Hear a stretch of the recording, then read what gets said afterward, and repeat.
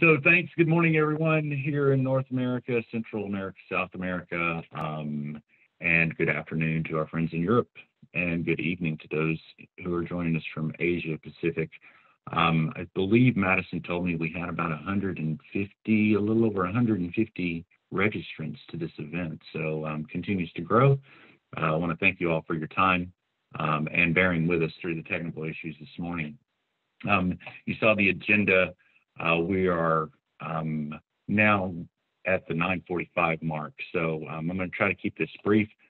Thanks again.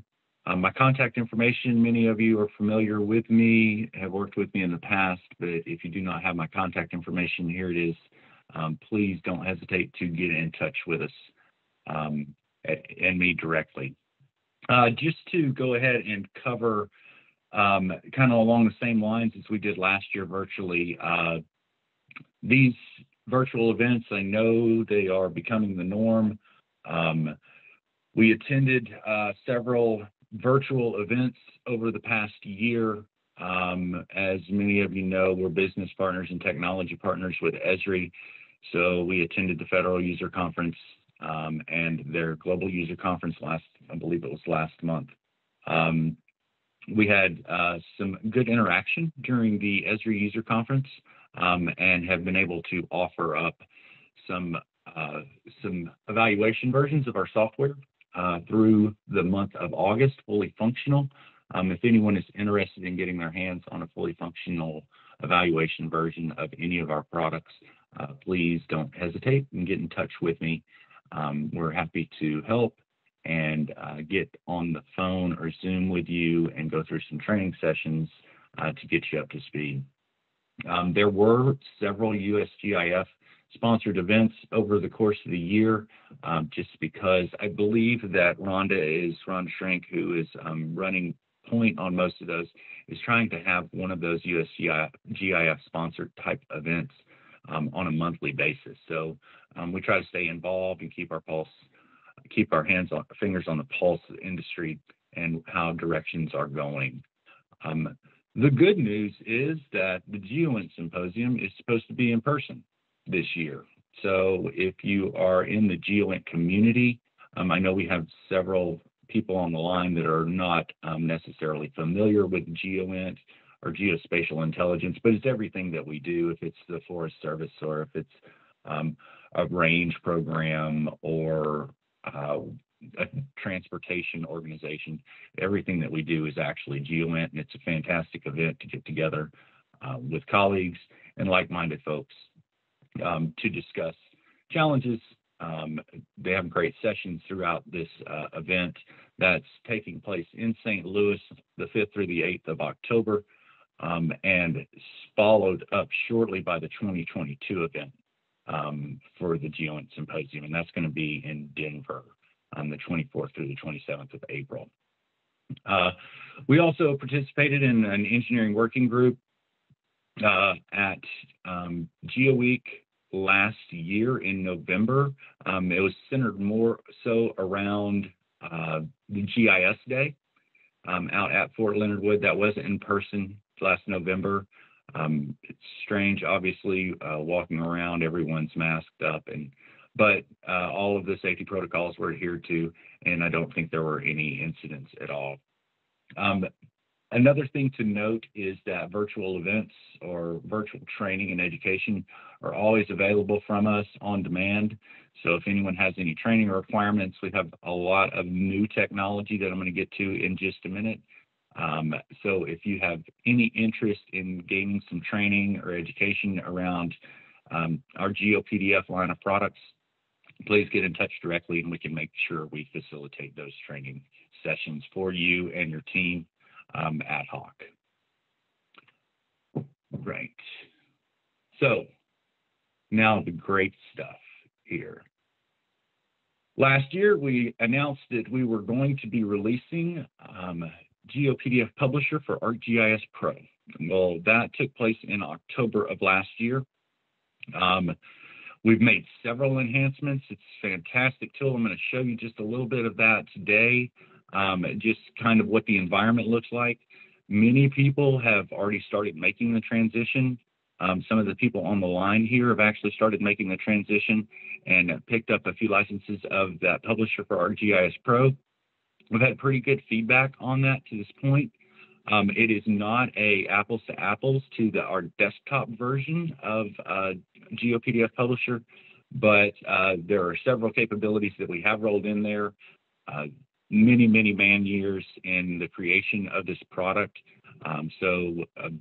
Really kudos to the TerraGo engineering team. They do a great job on trying to get things out. As you can understand, much like Ted's organization, there are several things that we have to depend on, and working with Adobe and working with all of the Adobe products that Avenza works with.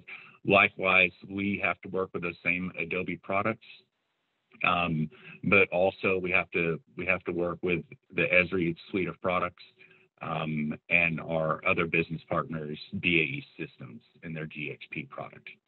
We're currently at version 2.2, and it is compatible with the latest version of ArcGIS Pro.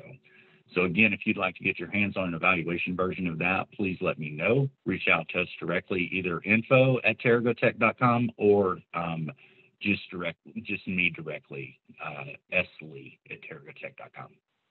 And the other very interesting and exciting part of our business is that our GeoPDF Mobile application has arrived.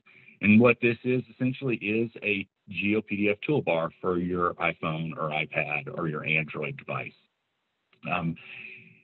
You can do many things inside with the application. We originally released this product to our smart cities and utilities market, and it is really designed for data collection for people who are not geospatially educated, if you will. It's for a novice user to actually go out and perform a very specific task for data collection or working with other assets in the field. You can search the GeoPDF Mobile on iOS and Android. We encourage you to download it and give us feedback on the experience. There is a full collaboration capability of data collection and then syncing that back into your enterprise. So it's truly spatial collaboration at its best. It's GIS to the field and then back to the GIS. As far as other products, there is a steady rhythm for these releases across the product suite. We do have 5, 6 products that we maintain in-house. And on the next slide here, you'll see the latest versions of our products.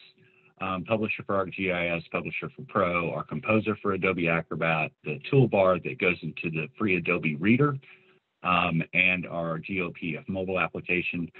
Inside of that Publisher for ArcGIS, we also have our plugin to the server environment. We have done some enhancements there, and I'm going to show you just a little bit of that environment and how simple it is to implement the Publisher for ArcGIS server and have really a self-service type environment for your users. So they can actually go to your portal and turn on the layers and the information that they want, and then export a GeoPDF directly from your portal. Really eases a lot of the requests for information on that may be coming into your organization if you're able to open up your data in that way. So that's a great enhancement, and I'll show you some of those capabilities. We've also delivered a metadata handling capability for our business partner and technology partner, BAE Systems, to plug into their Socket GXP environment. One of their customers had a requirement to actually embed more metadata information inside of the PDF so that it is discoverable in their server environment inside of GXP Explorer. So we implemented that and delivered that across to BAE Systems. I believe they're in the process of releasing that capability as well.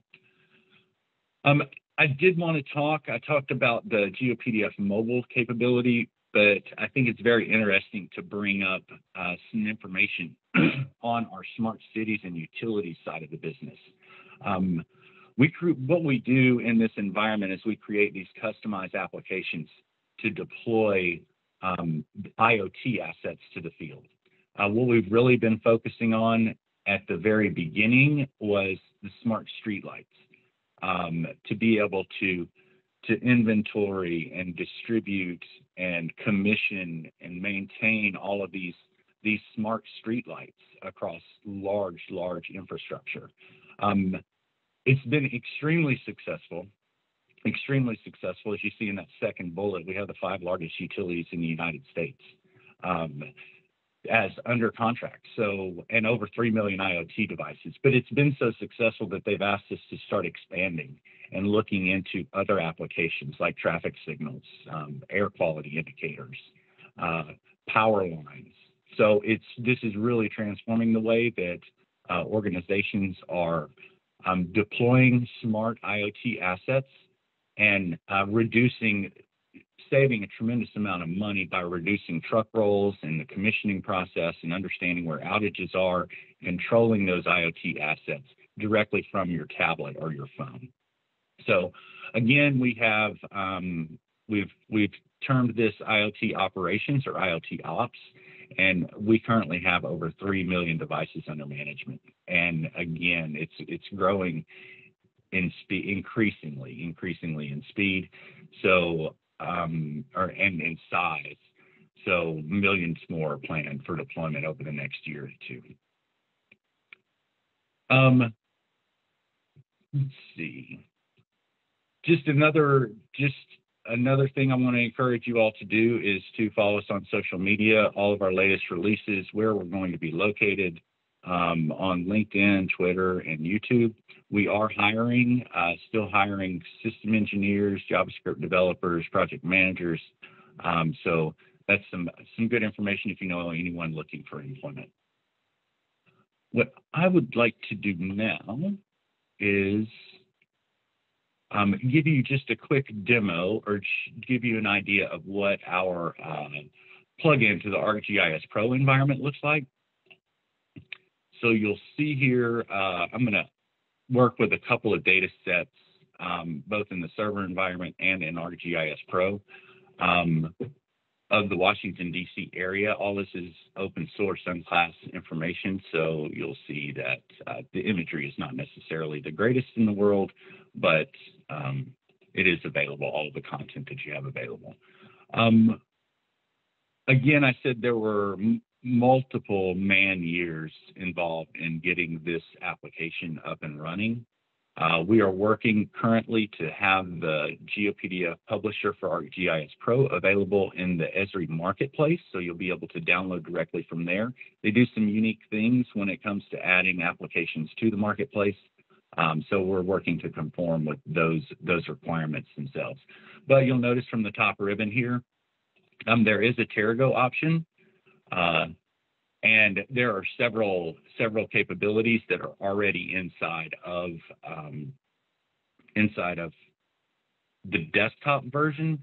I'm going to try to connect here to my VPN, but you'll see that there are in the TerraGo ribbon, all of the help is available now online.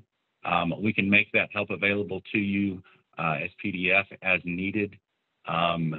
But preferences are available, your DPI. You can add or prepend or append pages to the PDF. So when you create the GeoPDF, you can actually add a PDF to the beginning or to the back end of your GeoPDF that you've created. A lot of people want to add other documents to their PDF so that you can create a more comprehensive delivery or deliverable to your end user. Layers are available to turn on and off, or which layers you're going to include in your GeoPDF, much like the standard GeoPDF publisher for the desktop. Attributes are all available. Again, we fully embrace GeoPackage, so you can actually add all of that information to add a GeoPackage to your GeoPDF. It's not just a representation of the data, but the data itself.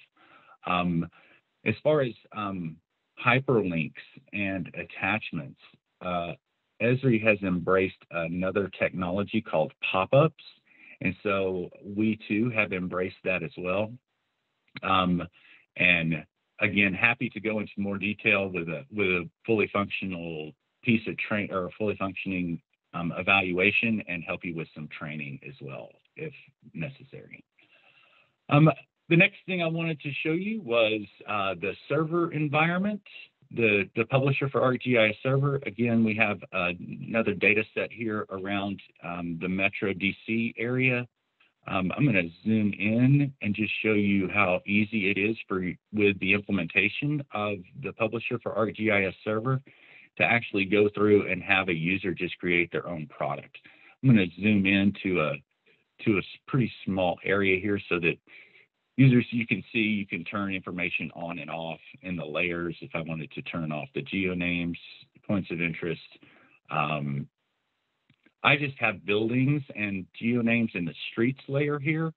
A user can choose to embed object data, which is the way Adobe inherently handles attribute information, or the way that we leverage Adobe to handle attribute information, or GeoPackage itself. And so in this instance, I'm just going to zoom in right here just to show you a quick export. And I'm adding the GeoPackage data and exporting the GeoPDF. It should take just about 10 or 15 seconds, I believe, here in this small area. I was running some tests yesterday, so should be relatively quick here.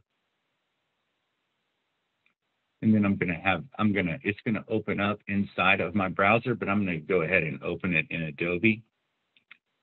You'll see that is complete. I'm going to download that and then choose to open it in Acrobat.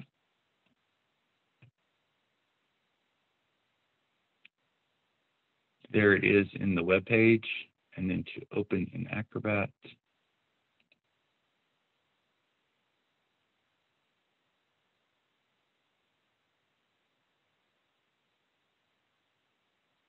There we go. My second monitor.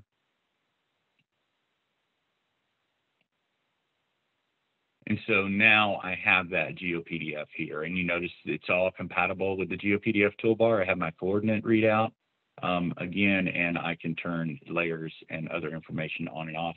Here is the GeoPackage. So I actually have all of the data, not just a representation. Again, I have all of the layers, and with the GeoPDF toolbar and the attribute information, I can select one of these individual items here on the PDF and see that this is Lafayette Square here, and other buildings. Let's turn off the streets and just select one of these buildings here, Treasury Department, the White House itself. You actually have all of the content in the PDF, which is a fantastic way to deliver the data and actually share all of that information. With that, that is the quick 25 minutes that I was allowed. So I will turn it over to you, Ray, again. And I believe may have Patrick ready. All right, let's see. Does anybody have any questions out there for Scott that you want to throw into the chat box while we technically switch over from Scott to Patrick? And Patrick, if you can give me some kind of a sign that you're ready to go, that would be great. Yeah, I'll be ready. Okay, all righty.